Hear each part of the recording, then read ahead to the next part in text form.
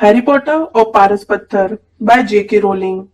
अध्याय 1। वह लड़का जो जिंदा बच गया। प्रिवेट ड्राइव के मकान नंबर 4 में रहने वाले मिस्टर और मिसेस डर्सली गर्व से कह सकते थे कि हम तो पूरी तरह से सामान्य लोग हैं। कोई सोच भी नहीं सकता था कि यह लोग किसी रहस्यमयी या अजीब चीज में उलझ सकते थे, क्योंकि वह इस तरह की बेतुकी बातों से दूर रहते थे। मिस्टर डर्सली ग्रनिंग्स नाम की कंपनी के डायरेक्टर थे जो ड्रिल बनाती थी। मिस्टर डर्सली मोटे तगड़े थे और उनकी गर्दन तो जैसे थी ही नहीं, हालांकि उनकी मूछें बहुत बड़ी थी। मिसेस डर्सली सुनहरे बालों वाली दुबली महिला थी और उनकी गर्दन सामान्य से लगभग दुगनी लंबी थी। यह लंबी गर्दन उनके बहुत काम आती थी, क्योंकि वो बगीचे के मुंडेर के पार ताक झांक करने में और पड़ोसियों की जासूसी करने में अपना बहुत सा समय बिताती थी। उनका एक छोटा सा बेटा भी था जिसका नाम था डडली, और मिस्टर और मिसेस डर्सली का मानना था कि दुनिया में उससे अच्छा बच्चा हो ही नहीं सकता। उनके पास वह सब कुछ था जो वे चाहते थे, पर उनकी जिंदगी में एक रहस्य भी था और उन्हें सबसे ज्यादा डर इसी बात से लगता था कि कहीं वह रहस्य किसी को पता न चल जाए। वे यह सोच भी नहीं सकते थे कि अगर किसी को पॉटर परिवार के बारे में पता चल गया तो उनका क्या होगा। मिसेस पॉटर मिसेस डर्सली की बहन थी, परंतु वे कई सालों से एक दूसरे से नहीं मिली थी। सच तो यह था कि मिसेस डर्सली सबको यही बताती थी कि उनकी कोई बहन ही नहीं थी, क्योंकि उनकी बहन और उसका निकम्मा पति उन लोगों से उतने ही अलग थे जितना अलग होना संभव था। यह सोचकर ही डर्सली पति पत्नी के होश उड़ जाते थे कि अगर पॉटर पति पत्नी उनकी गली में आ गए तो उनके पड़ोसी क्या कहेंगे। वे जानते थे कि उनका एक छोटा सा बेटा भी था, पर उन्होंने उसे कभी देखा नहीं था। यह बच्चा भी एक बड़ा कारण था जिस वजह से वे पॉटर पति पत्नी से दूर रहते थे। वे नहीं चाहते थे कि डडली इस तरह के बच्चों से मिले जुले।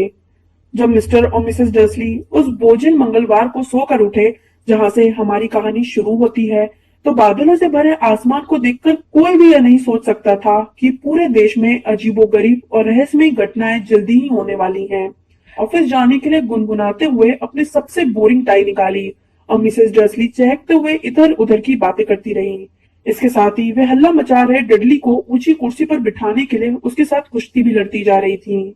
उनमें से किसी को भी यह नहीं दिखा कि एक बड़ा सा भूरा उल्लू उनकी खिड़की के पास से पंख फड़फड़ाते हुए गुजर गया। 8:30 बजे मिस्टर डर्सली ने अपना ब्रीफकेस उठाया, पत्नी का गाल थपथपाया और डडली को चूमने की कोशिश की, परंतु वे ऐसा नहीं कर पाए क्योंकि डडली उस समय झुंझला रहा था और अपना नाश्ता दीवार पर फेंक रहा था। शैतान कहीं का, मिस्टर डर्सली ने घर से निकलते समय हंसकर लाड़ से कहा। वे अपनी कार में बैठे और 4 नंबर के पोर्च से बाहर आ गए। सड़क के मोड़ पर डर्सली को पहली अजीब चीज दिखी, एक बिल्ली जो नक्शा पढ़ रही थी। एक पल को तो डर्सली ये समझ ही नहीं पाए कि उन्होंने क्या देखा था। फिर उन्होंने सिर झटका और दोबारा देखा। एक भूरी बिल्ली प्रिवेट ड्राइव के मोड़ पर खड़ी थी, परंतु नक्शा कहीं नहीं दिख रहा था। उनके दिमाग में भी कैसे अजीब विचार आ जाते हैं। हो सकता है रोशनी की वजह से उनकी आंखों को धोखा हुआ हो। मिस्टर डर्सली ने आंखें झपकाई और बिल्ली को घूरा। बिल्ली ने भी पलटकर उन्हें घूरा। जब मिस्टर डर्सली मोड़ पर मुड़े और सड़क पर आगे बढ़े तो उन्होंने कार के शीशे में बिल्ली को देखा। बिल्ली अब उस साइन बोर्ड को पढ़ रही थी जिस पर लिखा था प्रिवेट ड्राइव। नहीं, वह साइन बोर्ड को नहीं देख रही थी। बिल्लियां न तो नक्शे देख सकती हैं, न ही साइन बोर्ड पढ़ सकती हैं। मिस्टर अपने कंधे उचकाए और बिल्ली को अपने दिमाग से बाहर निकाल दिया। जब वे शहर की तरफ बढ़े तो उनके दिमाग में और कुछ भी नहीं था, ड्रिल के उस बड़े ऑर्डर के सिवाय जो उन्हें उस दिन मिलने की उम्मीद थी। परंतु शहर के करीब पहुंचते पहुंचते उन्होंने कुछ ऐसा देखा जिसने उनके दिमाग से ड्रिल का विचार बाहर निकाल दिया। हर सुबह की तरह जब वे ट्रैफिक जाम में फंसे तो उनका ध्यान इस तरफ गया कि आज बहुत से लोग अजीब कपड़े पहनकर घूम रहे थे। चोगे पहने लोग हर तरफ दिख रहे थे। मिस्टर डर्सली अजीब कपड़े पहनने वाले लोगों को पसंद नहीं करते थे। आजकल के जवान लड़के लड़कियां भी कैसे उटपटांग कपड़े पहनते हैं। उन्होंने सोचा यह कोई बेवकूफी भरा नया फैशन होगा। उन्होंने अपनी उंगलियों से स्टीयरिंग व्हील पर तबला बजाया और तभी उनकी निगाह पास में खड़े कुछ अजीब लोगों के झुंड पर पड़ी। वे लोग रोमांचित होकर आपस में कानाफूसी कर रहे थे। मिस्टर डर्सली आग बबूला हो गए जब उन्होंने देखा कि उनमें से 2 तो बिल्कुल जवान नहीं दिख रहे थे। अरे उस आदमी की उम्र तो मुझसे भी ज्यादा होगी और उसे शर्म नहीं आती कि वह गहरा हरा चोगा पहने हैं। उसकी यह मजाल। परंतु तभी मिस्टर डर्सली ने सोचा कि शायद इसका संबंध किसी मूर्खतापूर्ण काम से हो सकता है। हो सकता है ये लोग किसी चीज के लिए चंदा इकट्ठा कर रहे हो। हाँ, यही होगा। ट्रैफिक फिर से चालू हो गया और कुछ मिनट बाद मिस्टर डर्सली कंपनी की कार की पार्किंग में पहुंच गए और उनका दिमाग एक बार फिर ड्रिल में उलझ गया। मिस्टर डर्सली 9वीं मंजिल पर अपने ऑफिस में हमेशा खिड़की की तरफ पीठ करके बैठते थे। अगर ऐसा नहीं होता तो उस सुबह उन्हें ड्रिल पर अपना ध्यान लगाए रखने में बहुत कठिनाई होती। वे भरी दोपहर में तेजी से उड़ते हुए उल्लुओं को नहीं देख पाए, परंतु नीचे सड़क पर खड़े लोग उन उल्लुओं को देखकर हैरान हो रहे थे। जब एक के बाद एक उल्लू तेजी से उड़कर गए तो लोग उंगली से इशारा कर करके मुंह फाड़े उन्हें देखते रहे। उनमें से ज्यादातर लोगों ने तो रात में भी उल्लू नहीं देखा था। बहरहाल सुबह पूरी तरह सामान्य गुजरी, जिसमें उल्लुओं का नामो निशान नहीं था। उन्होंने 5 लोगों को डांटा, कई जरूरी टेलीफोन किए और वे फोन पर भी चीखते चिल्लाते रहे। लंच के समय तक वे बहुत अच्छे मूड में थे। लंच में उन्होंने सोचा कि पैर सीधे कर लें और सड़क के पार सामने वाली बेकरी से अपने लिए स्वीट ब्रेड ले आए। चोगा पहने लोगों के बारे में वे पूरी तरह भूल चुके थे, परंतु बेकरी के पास वे एक बार फिर उनके पास से गुजरे। उनके पास से गुजरते समय मिस्टर डर्सली ने उन्हें गुस्से से घूरा। न जाने क्यों उन्हें देखकर वे थोड़े परेशान से हो गए। ये लोग भी रोमांचित होकर कानाफूसी कर रहे थे और उनके हाथ में चंदा मांगने वाला डब्बा भी नहीं दिख रहा था। वापस लौटते समय मिस्टर डर्सली की थैली में एक बड़ी स्वीट ब्रेड थी और जब वे एक बार फिर से उन लोगों के पास आए तो उन्हें उनकी बातचीत के कुछ शब्द सुनाई दिए। पॉटर परिवार, हाँ सही है, मैंने यही सुना है। हाँ, और उनका बेटा हैरी। मिस्टर डर्सली के पैरों को जैसे लकवा मार गया। डर के मारे उनके होश उड़ गए। उन्होंने कानाफूसी करने वालों की तरफ देखा, जैसे उनसे कुछ पूछना चाहते हो, परंतु फिर उन्होंने इसी में अपनी भलाई समझी कि ऐसा न किया जाए। उन्होंने सड़क के पार दौड़ लगा दी, धड़धड़ाते हुए अपने ऑफिस में घुसे। अपनी सेक्रेटरी को फटकारा कि वह उन्हें डिस्टर्ब न करे। झपट कर फोन उठाया और घर का नंबर पूरा डायल ही कर दिया था कि तभी उन्होंने अपना इरादा बदल दिया। उन्होंने रिसीवर दोबारा नीचे रख दिया और अपनी मूंछों पर हाथ फेरने लगे।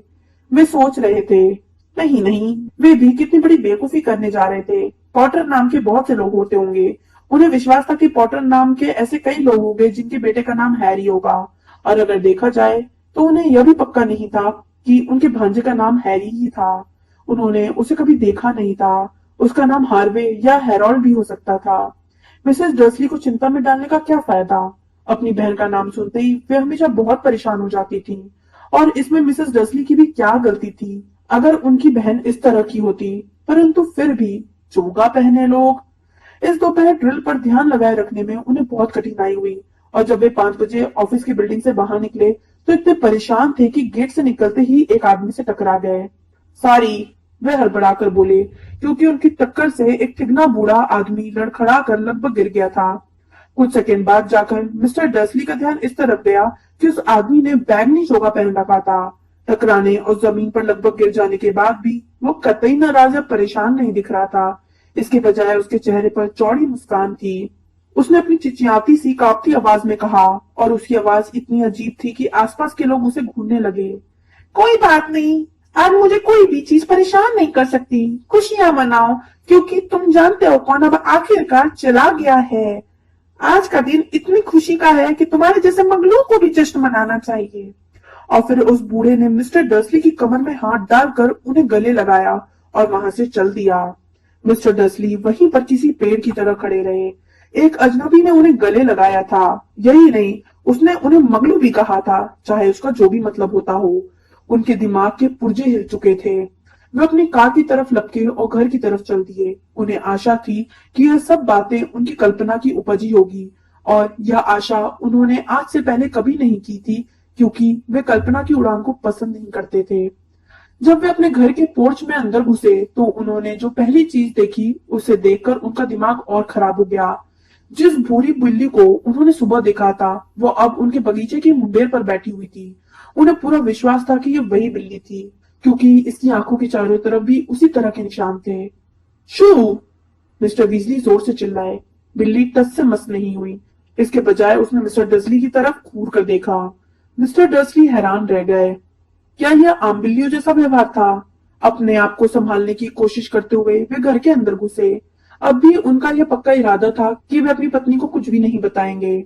मिसेस डर्सली का दिन अच्छा और सामान्य गुजरा था। उन्होंने डिनर पर अपने पति को बताया कि पड़ोसन की बेटी के साथ क्या समस्याएं चल रही हैं और डडली ने एक नया वाक्य सीखा है, नहीं करूंगा। मिस्टर डसली ने सामान्य व्यवहार करने की कोशिश की। जब डडली को सुला दिया गया तो वे समय रहते ड्राइंग रूम में गए ताकि रात के समाचार की अंतिम खबर सुन सकें। और अंत में हर जगह के लोग बता रहे हैं कि इस देश के उल्लुओं की हरकतें आज बहुत अजीब थीं। हालांकि उल्लू आमतौर पर रात को ही शिकार करते हैं और दिन की रोशनी में शायद ही कभी दिखते हैं, परंतु आज सुबह उगने के बाद से सैकड़ों उल्लू हर दिशा में उड़ते दिखाई दिए। विशेषज्ञ ये नहीं बता पा रहे हैं कि उल्लुओं ने आज अपने सोने का समय क्यों बदल दिया है। समाचार पढ़ने वाले ने मुस्कुराते हुए कहा, बड़ी अजीब बात है। और अब मौसम की जानकारी जिम मैगफिन से। जिम, क्या आज रात भी उल्लुओं की बारिश होने की संभावना है? हेलो टेड, मौसम विशेषज्ञ ने कहा। मैं उसके बारे में नहीं जानता, परंतु आज सिर्फ उल्लू की हरकतें अजीब नहीं है। कैंट, यॉर्कशायर और डंडी के दर्शकों ने आज मुझे फोन पर बताया है कि मैंने कल जिस बारिश का वादा किया था उसकी जगह आज आसमान से उल्काओं की बारिश हो रही है। शायद लोग बॉनफायर नाइट का त्योहार थोड़ी जल्दी मना रहे हैं। ये अगले सप्ताह है दोस्तों, परंतु आज की रात निश्चित रूप से पानी बरसेगा। मिस्टर डसली अपनी कुर्सी पर बर्फ की तरह जमे रह गए। पूरे ब्रिटेन में उल्काओं की बारिश, दिन की रोशनी में उल्लुओं का उड़ना, हर जगह चोगों में घूम रहे रहस्यमय लोग और पॉटर परिवार के बारे में कानाफूसी। मिसेस डसली 2 कप चाय लेकर ड्राइंग रूम में आई। अब बताए बिना कोई चारा नहीं था।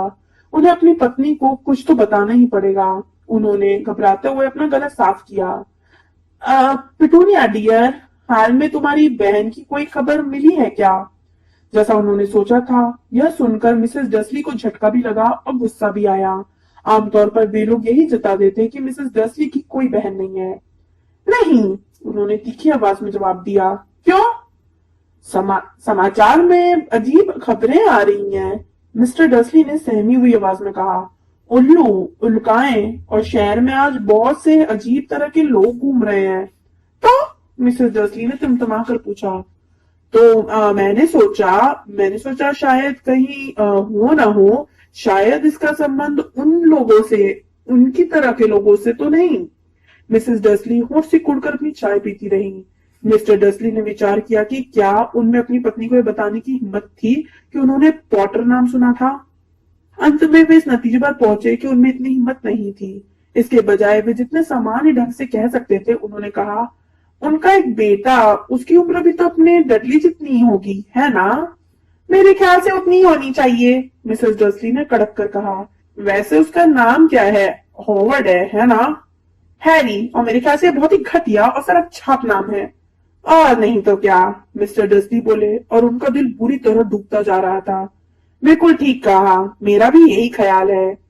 जब वे लोग सोने के लिए ऊपर वाली मंजिल पर गए तो इसके बाद मिस्टर डसली इस विषय पर एक शब्द भी नहीं बोले। जब मिसेस डसली बाथरूम में थी तो मिस्टर डसली चुपके से बेडरूम की खिड़की के पास गए और उन्होंने सामने वाले बगीचे में झांका। बिल्ली अब भी वही थी। वो प्रिवेट ड्राइव के मोड़ पर नजरें गड़ाई थी, जैसे उसे किसी का इंतजार था। क्या ये उनके मन का वहम था या फिर इस सब का पॉटर परिवार से कोई संबंध था?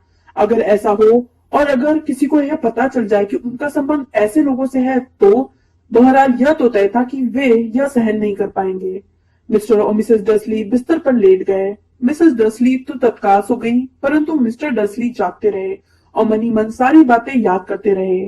सोने से पहले उनके मन में तसल्ली देने वाला आखिरी विचार यही था कि अगर पॉटर परिवार का इन अजीब घटनाओं से कोई संबंध हो भी तो भी डरने की कोई बात नहीं थी, क्योंकि वे उनके और मिसेस डसली के पास भला क्यों आएंगे। पॉटर पति पत्नी बहुत अच्छी तरह से जानते थे कि उनके और उन जैसे लोगों के बारे में पिटूनिया और वे किस तरह विचार रखते थे। मिस्टर डसली को समझ में नहीं आ रहा था कि वे और पिटूनिया किसी ऐसी चीज में किस तरह उलझ सकते थे जो इस समय हो रही थी। उन्होंने उबासी ली और करवट बदली, इसका उन पर कोई असर नहीं हो सकता था। उनका अंदाजा कितना गलत था। मिस्टर डसली भले ही कच्ची नींद में सो रहे थे, पर बाहर मुंडेर पर बैठी बिल्ली की आंखों में नींद का नामो निशान नहीं था। वो अब भी किसी मूर्ति की तरह स्थिर बैठी थी और पलक झपकाए बिना प्रिवेट ड्राइव के दूर वाले मोड़ पर नजरें गड़ाई थी। जब बगल वाली सड़क पर एक कार का दरवाजा भड़ाक से बंद हुआ तो भी वो हिली नहीं तब जब 2 उल्लू उसके सिर के ऊपर से उड़ते हुए गए। दरअसल लगभग आधी रात के करीब ही यह बिल्ली अपनी जगह से हिली। बिल्ली जिस मोड़ पर नजरें जमाई थी वहां एक आदमी प्रकट हुआ। वो इतने अचानक और चुपचाप आया था कि देखने वालों को लग सकता था जैसे वो जमीन के भीतर से निकला हो। बिल्ली की पूंछ फड़की और उसकी आंखें सिकुड़ गईं। इस तरह का आदमी प्रिवेट ड्राइव में पहले कभी नहीं दिखा था। वह दुबला, लंबा और बहुत बूढ़ा था। उसकी उम्र उसके बालों और दाढ़ी की सफेदी से पता चल रही थी, जो दोनों ही इतने लंबे थे कि वह उन्हें अपनी बेल्ट के नीचे खोज सकता था। वह लंबा दुशाला ओढ़े था। उसका जामुनी चोगा जमीन पर घिसट रहा था और उसने ऊंची एड़ी के बकल वाले जूते पहन रखे थे। आधे चांद के आकार वाले चश्मे के पीछे से दिखती उसकी नीली आंखें साफ और चमकदार थी। उसकी नाक बहुत लंबी और मुड़ी हुई थी, जैसे उसे कम से कम 2 बार तोड़ा गया हो। इस आदमी का नाम था एल्बस डम्बलडोर। एल्बस डम्बलडोर को शायद इस बात का एहसास नहीं था कि वे अभी अभी एक ऐसी सड़क पर आ गए थे जहां उनके नाम से लेकर उनके जूते तक किसी भी चीज को पसंद नहीं किया जाता। वे अपने चोगे में हाथ डालकर टटोल रहे थे, जैसे कुछ ढूंढ रहे हो, परंतु उन्हें इस बात का एहसास हो गया कि कोई उन्हें देख रहा था, क्योंकि उन्होंने अचानक बिल्ली की तरफ देखा, जो सड़क के दूसरे छोर से अब भी उन्हें घूर रही थी। न जाने क्यों बिल्ली को देखकर उन्हें खुशी हुई। वे हंसे और धीरे से बोले, मुझे मालूम होना चाहिए था। वे जिस चीज की तलाश कर रहे थे वो उन्हें अंदर वाली जेब में मिल गई। यह चांदी की सिगरेट लाइटर जैसी चीज थी। उन्होंने इसे खोला और हवा में लहराते हुए क्लिक किया। सबसे पास वाला सड़क का लैंप तड़क से बंद हो गया। उन्होंने एक बार फिर क्लिक किया, अगला लैंप भी बुझ गया। उन्होंने अपने बत्ती बुझाने वाले यंत्र को 12 बार क्लिक किया और कुछ समय बाद पूरी सड़क पर सिर्फ 2 छोटी रोशनियां ही बची थी। दूर बैठी बिल्ली की आंखें जो उन्हें घूर रही थी। अगर कोई इस वक्त अपनी खिड़की से बाहर झांकता, चाहे चमकदार आंखों वाली मिसेस डर्सली ही क्यों न होती, तो भी वो ये नहीं देख सकता था कि नीचे फुटपाथ पर क्या हो रहा था। डम्बलडोर ने बत्ती बुझाने वाले यंत्र को वापस अपने चोगे में रख लिया और सड़क पर मकान नंबर 4 की तरफ बढ़े, जहां वे बिल्ली की बगल में मुंडेर पर बैठ गए। उन्होंने बिल्ली की तरफ नहीं देखा, परंतु एक पल बाद उन्होंने बिल्ली से कहा, प्रोफेसर मैकगोनिकल, आप यहाँ क्या कर रही हैं? वे बिल्ली की तरफ देखकर मुस्कुराए, परंतु बुरी बिल्ली गायब हो चुकी थी। बिल्ली की बजाय वे एक गंभीर से दिखने वाली महिला की तरफ देखकर मुस्कुरा रहे थे। वे उसी तरह का चौकोर चश्मा पहने थे जिस तरह के निशान बिल्ली की आंखों के चारों तरफ थे। वह भी एक चोका पहने थी जो गहरे हरे रंग का था। उसके काले बाल चूड़े में कसकर बंधे थे। साफ नजर आ रहा था कि वो परेशान थी। आप कैसे समझ गए कि वो बिल्ली मैं ही थी? उन्होंने पूछा। माय डियर प्रोफेसर, मैंने आज तक किसी बिल्ली को इतना तन कर बैठे नहीं देखा। अगर आपको दिन भर ईंट की मुंडेर पर बैठना पड़ता तो आप भी ऐसे ही तन कर बैठते, प्रोफेसर मैकगोनिकल ने कहा। दिन भर? जबकि आप भी जश्न मना सकती थी। यहाँ आते समय मैं रास्ते में दर्जन भर दावतों और समारोहों के पास से होता आ रहा हूँ। प्रोफेसर मैकगोनिकल गुस्से से घुर्राई। अरे हाँ, सब जश्न मना रहे हैं, उन्होंने बेचैन होकर कहा। वैसे समझदारी इसी में होती कि वे थोड़ा सावधान रहते, परंतु नहीं। यहाँ तक कि मगलू भी जान गए कि कोई अजीब चीज हो रही है। उनके समाचारों में यह खबर आई थी। उन्होंने अपने सिर को डसली के अंधेरे ड्राइंग रूम की खिड़की की तरफ झटके से मोड़ा। मैंने समाचार सुने थे। उल्लुओं के झुंड, उल्काएं, वे लोग पूरी तरह मूर्ख नहीं है। उन्हें पता चलना ही था। कैंट में उल्काओं की बारिश, मैं शर्त लगा सकती हूँ ये डिडलस डिगल का काम होगा। उसमें ढेले भर की भी अकल नहीं है। आप उन्हें दोष कैसे दे सकती हैं? डम्बलडोर ने नरमी से कहा। 11 साल से हमारे पास जश्न मनाने की कोई वजह ही नहीं थी। मैं जानती हूँ, प्रोफेसर मैकगोनिकल ने चिढ़ते हुए कहा, परंतु इसका मतलब यह तो नहीं कि लोग बेवकूफी पर ही उतर आए। लोग सरासर लापरवाही कर रहे हैं। उन्होंने मगलों जैसे कपड़े तक नहीं पहने हैं, चोगे पहनकर भरी दोपहर में सड़क पर घूम रहे हैं और अफवाहें फैला रहे हैं। उन्होंने डम्बलडोर पर तीखी तिरछी निगाह डाली, मानो उम्मीद कर रही हूँ कि वे कुछ कहेंगे, परंतु चूंकि उन्होंने ऐसा नहीं किया, इसलिए वह आगे बोली। कितना बढ़िया रहेगा अगर जिस दिन तुम जानते हो कौन आखिरकार गायब हो गया है, उसी दिन मगलों को हमारे बारे में भी पता चल जाए। मुझे लगता है वो सचमुच चला गया है ना डम्बलडोर? लगता तो ऐसा ही है, डम्बलडोर ने कहा। हमें बहुत सी चीजों के लिए ऊपर वाले का एहसान मानना चाहिए। क्या आप शरबत लेमन लेंगी? क्या? शरबत लेमन एक तरह की मुगलू मिठाई, मुझे तो बहुत पसंद है। नहीं धन्यवाद, प्रोफेसर मैकगोनिकल ने ठंडे स्वर में कहा, मानो कहना चाहती हूँ यह भी कोई वक्त है शरबत लेमन खाने का। जैसा मैंने कहा, अगर तुम जानते हो कौन चला भी गया है। माय डियर प्रोफेसर, कम से कम आप जैसी समझदार महिला को तो उसका नाम लेना चाहिए। यह तुम जानते हो कौन की बकवास छोड़िए। पिछले 11 साल से मैं लोगों को समझाने की कोशिश कर रहा हूँ कि वे उसे उसके असली नाम से बुलाए, वोल्डेमॉर्ट। प्रोफेसर मैगोनिकल पीछे हटी, परंतु डंबलडोर 2 शरबत लेमन निकालने में लगे थे, इसलिए वे उनकी तरफ नहीं देख रहे थे। अगर हम कहते रहेंगे तुम जानते हो कौन, तुम जानते हो कौन, तो समझना बहुत मुश्किल हो जाता है। मुझे कभी नहीं लगा कि वोल्डेमॉर्ट का नाम लेने से डरने की कोई जरूरत है। मैं जानती हूँ कि आप नहीं डरते, प्रोफेसर मैगोनिकल ने कहा। उनकी आवाज में आधी तारीफ और आधी उलझन साफ सुनाई दे रही थी। आपकी बात अलग है। सब जानते हैं कि आप ही वो अकेले आदमी हैं जिससे तुम जानते हो। अरे अच्छा, वोल्डेमॉर्ट डरता है। आप मेरी जरूरत से ज्यादा तारीफ कर रही हैं, डंबलडोर ने शांति से कहा। वोल्डेमॉर्ट में ऐसी शक्तियां हैं जो मुझ में कभी नहीं हो सकती, सिर्फ इसलिए क्योंकि आप इतने महान हैं कि आप उनका इस्तेमाल नहीं करना चाहते। मेरी किस्मत अच्छी है कि आज अंधेरा है। मैं तब से इतना कभी नहीं शर्माया जब मैडम पॉम्फ्री ने मेरे नए मफलर की तारीफ की थी।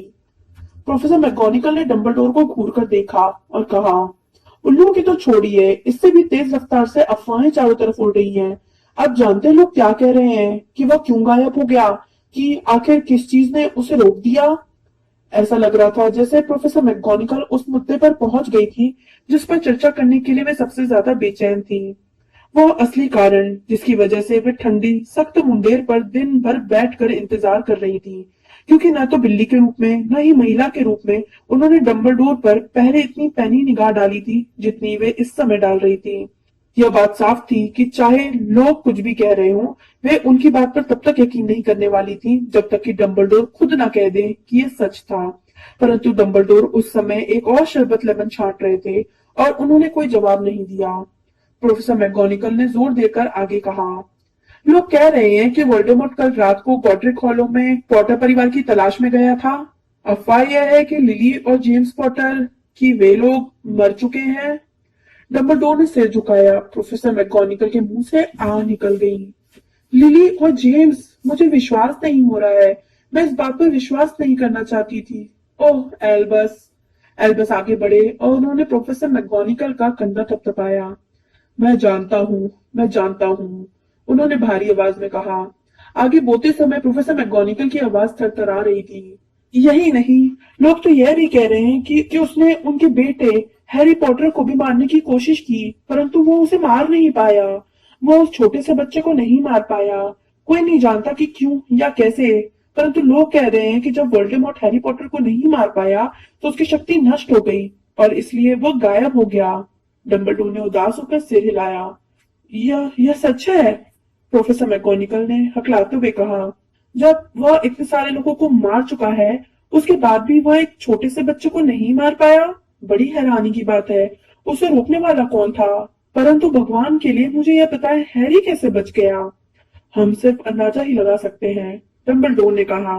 शायद हम इसका कारण कभी नहीं जान पाएंगे। प्रोफेसर मैगोनिकल ने जाली वाला रुमाल निकाला और चश्मे के नीचे से अपनी आंखें पोंछी। डंबलडोर ने गहरी सांस खींचते हुए अपनी जेब से एक सुनहरी घड़ी निकाली और उसे ध्यान से देखा।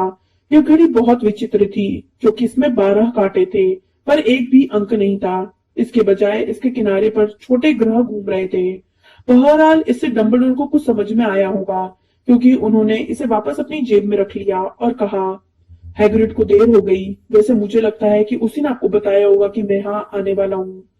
हाँ, प्रोफेसर मैगोनिकल ने कहा, और मुझे नहीं लगता आप मुझे बताएंगे कि आप कहीं और जाने के बजाय यहाँ क्यों आए हैं।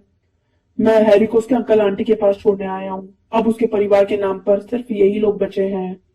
आप यह तो नहीं कहना चाहते कि आपका इशारा उन लोगों की तरफ है जो यहाँ रहते हैं? प्रोफेसर मैगोनिकल ने चीखते हुए मकान नंबर 4 की तरफ इशारा किया और वे मुंडेर से नीचे कूद गईं। डंबलडोर, आप ऐसा नहीं कर सकते। मैंने दिन भर इन लोगों को देखा है। दुनिया में आपको ऐसे 2 लोग नहीं मिल सकते जो हमसे इतने अलग हों। और उनका एक बेटा भी है। मैंने देखा कि वो अपनी माँ को पूरी सड़क पर लात मारता जा रहा था और मिठाई खाने की जिद कर रहा था। हैरी पॉटर यहाँ आकर रहेगा। यह उसके लिए सबसे अच्छी जगह है, डंबलडोर ने थोड़ी कड़क आवाज में कहा। जब वो थोड़ा बड़ा हो जाएगा तो उसके अंकल आंटी उसे सब कुछ समझा देंगे। मैंने उनके लिए एक चिट्ठी लिख दी है। चिट्ठी? प्रोफेसर मैगोनिकल ने मरी हुई आवाज में दोहराया और वे एक बार फिर मुंडेर पर बैठ गईं। डंबलडोर, क्या आपको सचमुच लगता है कि आप चिट्ठी में सारी बातें समझा सकते हैं? ये लोग उसे कभी नहीं समझा पाएंगे। वह मशहूर होगा, चारों तरफ उसका नाम होगा। मुझे हैरानी नहीं होगी अगर भविष्य में आज का दिन हैरी पॉटर दिवस के रूप में मनाया जाए। हैरी के बारे में किताबें लिखी जाए, हमारी दुनिया के हर बच्चे की जुबान पर उसका नाम होगा। बिल्कुल ठीक कहा। डम्बलडोर अपने आधे चांद के आकार के चश्मे के ऊपर से गंभीरता से देखते हुए बोले, यह किसी भी बच्चे का दिमाग खराब करने के लिए काफी है। वह मशहूर हो जाएगा इससे पहले कि वो बोलना और चलना सीखे। उसे तो वो घटना याद भी नहीं होगी जिसके लिए वो मशहूर है। क्या आपको नहीं लगता कि अगर वो इन सबसे दूर रहकर बड़ा हो तो ज्यादा अच्छा होगा, जब तक कि वो इसे झेलने के लिए तैयार ना हो जाए? प्रोफेसर मैकगोनिकल ने अपना मुंह खोला, फिर अपना इरादा बदलकर अपने विचारों को निगला और आगे कहा, हाँ हाँ, आप ठीक कह रहे हैं। परंतु डम्बलडोर, वो बच्चा यहाँ आएगा कैसे? उन्होंने अचानक डम्बलडोर के चोगे को घूरा, जैसे उन्हें लग रहा हो कि हैरी इसी के नीचे छुपा था। हैग्रिड उसे ला रहा है। क्या आपको यह ठीक लगता है कि आप हैग्रिड पर इतने महत्वपूर्ण काम के लिए भरोसा कर रहे हैं? मुझे हैग्रिड पर अपनी जान से भी ज्यादा भरोसा है, डम्बलडोर ने कहा। मैं यह नहीं कह रही कि उसका दिल बुरा है, प्रोफेसर मैकगोनिकल ने मन मारकर कहा, परंतु आपको ये तो मानना ही पड़ेगा कि वो थोड़ा लापरवाह है। उसकी यह आदत है। यह कैसी आवाज है? एक हल्की गड़गड़ की आवाज ने उनके चारों तरफ फैली खामोशी तोड़ी। आवाज धीरे धीरे तेज होती गई। उन्होंने सड़क पर ऊपर और नीचे की तरफ हेडलाइट की रोशनी की तलाश की, और जब आवाज बहुत तेज हो गई तो उन्होंने ऊपर आसमान की तरफ देखा। एक बड़ी मोटरसाइकिल हवा में से निकलकर नीचे उतरी और उनके सामने सड़क पर आकर खड़ी हो गई। मोटरसाइकिल बहुत बड़ी थी, परंतु यह उस आदमी के मुकाबले में कुछ नहीं थी जो उस पर बैठा हुआ था। वह आदमी की तुलना में 2 गुना लंबा था और कम से कम 5 गुना चौड़ा। वो एकदम जंगली लग रहा था, क्योंकि काले बाल और दाढ़ी की लंबी लटों ने उसके ज्यादातर चेहरे को छुपा दिया था। उसके हाथ कूड़ेदान के ढक्कन जितने बड़े थे और चमड़े के जूते में उसके पैर बेबी डॉल्फिन की तरह लग रहे थे। उसकी विशाल शक्तिशाली बाहों में कंबलों की एक पोटली थी। हैग्रिड, डम्बलडोर ने राहत की सांस लेते हुए कहा, आखिर तुम आ ही गए। और तुम्हें यह मोटरसाइकिल कहाँ से मिली? उधार ली है, प्रोफेसर डम्बलडोर सर, हैग्रिड ने मोटरसाइकिल से सावधानी से उतरते हुए कहा। सीरियस ब्लैक ने हमें ये उधार दी है। हम उसे ले आए सर। मुश्किल तो नहीं हुई? नहीं सर, घर तो लगभग पूरी तरह तबाह हो गया था, परंतु इससे पहले कि मगरू चारों तरफ जमा हो जाते, हम उसे सही सलामत बाहर निकाल लाए। जब हम ब्रिस्टल के ऊपर से उड़ रहे थे तो उसकी नींद लग गई। डम्बलडोर और प्रोफेसर मैकगोनिकल आगे झुके और उन्होंने कंबलों की पोटली के ऊपर से झांका। अंदर एक छोटा सा बच्चा था जो गहरी नींद में सो रहा था। उसके माथे पर काले घने बालों के गुच्छे के नीचे उन्हें एक अजीब से आकार का घाव दिख रहा था, जैसे वहां पर बिजली गिरी हो। यही कहीं पर? प्रोफेसर मैकगोनिकल ने फुसफुसाते हुए पूछा। हाँ, डम्बलडोर ने कहा, उसके माथे पर यह निशान जिंदगी भर रहेगा। क्या आप इस बारे में कुछ कर नहीं सकते डम्बलडोर? अगर मैं कर भी सकता तो भी नहीं करता। घाव के निशान कई बार बहुत काम आते हैं। मेरे खुद के बाएं घुटने के ऊपर एक निशान है जो लंदन के अंडरग्राउंड का बेहतरीन नक्शा है। खैर, उसे मुझे दे दो हैग्रिड। अच्छा रहेगा अगर हम इस काम को जल्दी से निपटा लें। डम्बलडोर ने हैरी को अपनी बाह में ले लिया और डसली के घर की तरफ मुड़े। क्या हम उसे गुड बाय कह सकते हैं सर? हैग्रिड ने पूछा। उसने अपना बड़ा जबरीले बालों वाला सिर हैरी पर झुकाया और अपने लटकते बालों को छुआते हुए उसे बहुत हल्के से चूम लिया। फिर अचानक हैग्रिड के मुंह से एक ऐसी आवाज निकली जैसे कोई घायल कुत्ता रो रहा हो। श्श! प्रोफेसर मैकगोनिकल दबी आवाज में बोली, मगलू जाग जाएंगे। सॉरी, हैग्रिड ने सिसकते हुए कहा। उसने एक बड़ा सा धब्बेदार रुमाल निकाला और उसमें अपना चेहरा छुपा लिया। परंतु हम इसे सहन नहीं कर सकते। लिली और जेम्स मर गए और बेचारे छोटे से हैरी को मगलुओं के साथ रहना पड़ेगा। हाँ हाँ, दुख की बात है, पर अपने आप को संभालो हैग्रिड, वरना लोग हमें देख लेंगे, प्रोफेसर मैकगोनिकल ने फुसफुसाते हुए कहा। जब डम्बलडोर बगीचे की नीचे दीवार को लांग कर सामने वाले दरवाजे तक गए तो प्रोफेसर मैकगोनिकल हैग्रिड की बाह को डरते डरते थपथपा रही थी। डम्बलडोर ने हैरी को दरवाजे की सीढ़ियों पर धीरे से लिटा दिया, अपने चोगे से एक चिट्ठी निकाली और उसे हैरी के कंबलों के अंदर सावधानी से रखा, और उसके बाद वे उन दोनों के पास लौट आई। पूरे 1 मिनट तक वे तीनों खड़े रहे और उस छोटी सी पोटली को निहारते रहे। हैग्रिड के कंधे हिल रहे थे। प्रोफेसर मैकगोनिकल की पलकें लगातार झपक रही थी और डम्बलडोर की आंखों में जो चमक आमतौर पर नजर आती थी वो इस समय नहीं दिख रही थी। तो डम्बलडोर ने अंत में कहा, अब हमारा काम खत्म हो चुका है। अब हमें यहाँ रुकने की कोई जरूरत नहीं है। अच्छा होगा कि हम यहाँ से चल दें और जश्न में शामिल हो जाएं। हाँ, हैग्रिड ने बहुत दबी आवाज में कहा। हम ये मोटरसाइकिल सीरियस ब्लैक को लौटा देंगे। Good night professor McGonagall. Professor Dumbledore sir. अपने बहते हुए आंसुओं को अपनी जैकेट की आस्तीन में पोंछते हुए हैग्रिड मोटरसाइकिल पर सवार हुआ और किक मार कर उसके इंजन में जान डाल दी। फिर तेज गरज के साथ मोटरसाइकिल हवा में उठी और रात के अंधेरे में गुम हो गई। प्रोफेसर मैगोनिकल, मुझे आशा है आपसे जल्दी ही मुलाकात होगी, डम्बलडोर ने सिर हिलाते हुए कहा। प्रोफेसर मैगोनिकल ने जवाब में अपनी नाक से कोड़ी। डम्बलडोर मुड़े और सड़क पर चल दिए। मोड़ पर जाकर वे रुके और अपना चांदी का बत्ती बुझाने वाला यंत्र बाहर निकाला। उन्होंने उसे एक बार फिर क्लिक किया तो रोशनी के 12 गोले सड़क के लैंपों की तरफ तेजी से लपके और प्रिवेट ड्राइव अचानक नारंगी रोशनी में नहा गई। डम्बलडोर देख सकते थे कि सड़क के दूसरे सिरे पर एक भूरी बिल्ली चली जा रही थी। उन्हें नंबर 4 की सड़क पर रखे कंबलों की पोटली की झलक भर दिख रही थी। गुड लक हैरी, उन्होंने धीमे से कहा। फिर वे पलटे और चोगे को एक झटका देते हुए गायब हो गए। हल्की हल्की हवा प्रिवेट ड्राइव की साफ सुथरी खिड़कियों को हिला रही थी। काले आसमान के नीचे सब कुछ शांत और व्यवस्थित था। यह वो आखिरी जगह थी जहां आप आश्चर्यजनक घटनाएं होने की उम्मीद कर सकते थे। हैरी पॉटर ने सोते सोते अपने कंबलों के भीतर करवट बदली। उसके नन्हे से हाथ ने पास रखी चिट्ठी को पकड़ लिया और वो सोता रहा। वह नहीं जानता था कि वो खास था, यह भी नहीं जानता था कि वो मशहूर था, यह भी नहीं जानता था कि वह कुछ घंटे बाद मिसेस डेस्ली की चीख सुनकर उठेगा जब वे दूध की बोतल बाहर रखने के लिए सामने वाला दरवाजा खोलेंगी। वह यह भी नहीं जानता था कि अगले कुछ सप्ताह उसका कजन डडली उसे नोचेगा और तंग करेगा। और वह यह तो बिल्कुल ही नहीं जानता था कि इस समय पूरे देश में छुप छुप कर मिल रहे लोग अपने ग्लास उठाकर दबी आवाज में कह रहे थे, हैरी पॉटर के नाम, वह लड़का जो जिंदा बच गया।